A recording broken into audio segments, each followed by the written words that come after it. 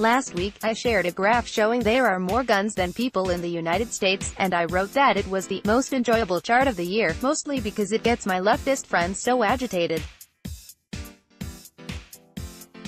But I'm more likely to share gloomy visuals, including the most depressing chart about Denmark, which shows a majority of the population lives off the government.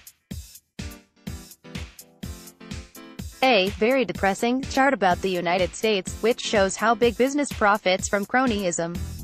The most depressing chart about Japan, which shows the tax burden has nearly doubled since 1965. Now it's time to add to that list. There's a website called Our World in Data, which is a great resource if you're a policy wonk who likes numbers. But some numbers are quite depressing. For instance, if you peruse the public spending page, you'll find a chart showing the dramatic expansion of redistribution spending as a share of economic output. These numbers are very similar to the table I shared from Vito Tanzi back in 2013, which isn't surprising since Professor Peter Lindert is the underlying source for both sets of data. While the above chart is depressing to a libertarian, it's nonetheless instructive because it confirms my argument that the Western world became rich when governments were very small and redistribution was tiny or even non-existent. For instance, nations in North America and Western Europe largely made the transition from agricultural poverty to middle-class prosperity during the Golden Century, between the Napoleonic Wars and World War I.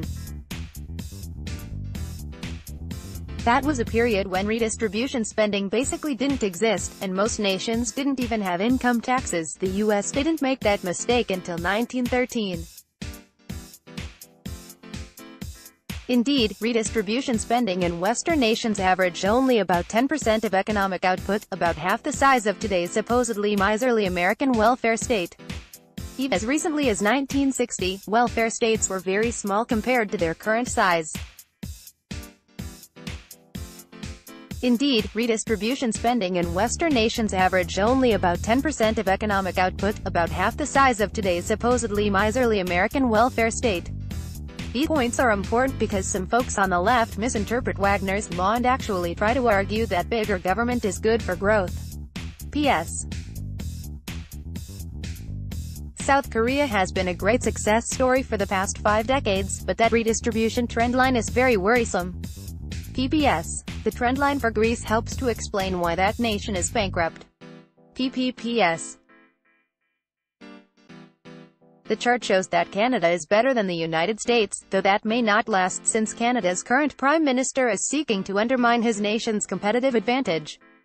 PPPS. While fiscal trends in the Western world have been unfavorable, that bad news has been offset by positive trends for trade liberalization.